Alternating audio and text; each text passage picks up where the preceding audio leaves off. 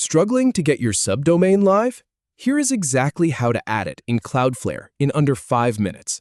So you want to set up something like blog.yourdomain.com or shop.yourdomain.com.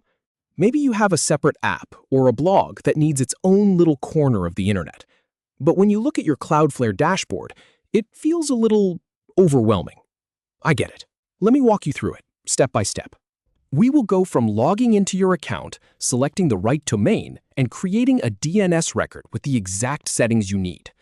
By the end of this, you will have a working subdomain and you will actually understand what you did. Sound good? All right, start by logging into your Cloudflare account. Just head over to dash.cloudflare.com and sign in. You will see a list of all your domains in front of you. Now, click on the domain that you want to add the subdomain to. So if you want blog.example.com, click on example.com. That will open up the overview for that specific site. Once you are in the domain overview, look over on the left-hand sidebar. You will see a bunch of options. Go ahead and click on DNS. This is where the magic happens. Inside the DNS section, you will see a tab that says Records. Click on that. This is the page where you can see all of your existing DNS entries, like the ones that point your main domain to your web host. Now we are ready to create our new subdomain. Click the blue button that says Add Record. A new row will pop up with a few different fields to fill in. First, the Type dropdown. Click on that and select A. An A record is what points a domain name to an IP address. Since your subdomain is going to live on a server with a specific IP address, this is the right choice. Next up is the name field. This is where you type the prefix for your subdomain. So if you want your new address to be blog.example.com, just type blog. No dot, no www, just the word. That is it. Now, for the IPv4 address field, this is the most important part. You need to paste the actual IP address where your blog or application is hosted. For this example, I am going to use the IP address 192.0.2.1, but you will use the real one from your hosting provider. Double check that number before you move on. Here is the really important part. The proxy status. You will see a little cloud icon.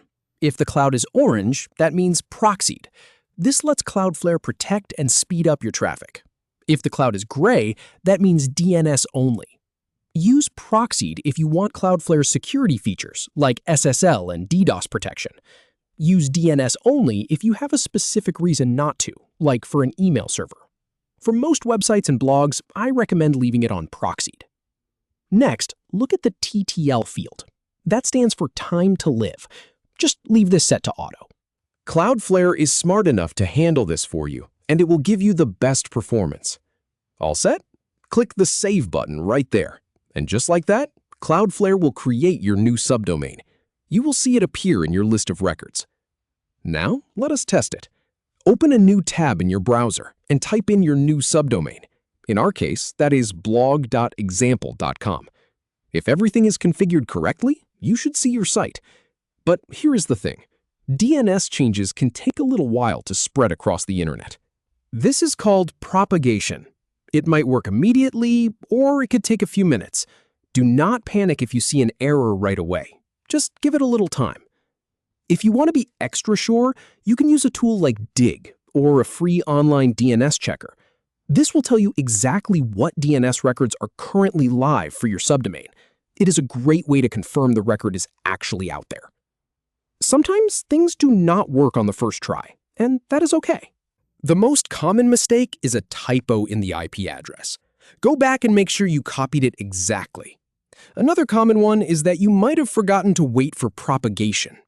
And sometimes your hosting provider might need a moment to recognize the new traffic. So just double check those things if you hit a snag. One final tip. If you ever need to point that subdomain to a different server later, you can just come back here and edit the IP address in this same record. No need to delete and start over. So there you have it. You successfully added a subdomain in Cloudflare. Not so hard, right? I hope this helped clear things up. Thanks for hanging out with me, and I will catch you in the next one.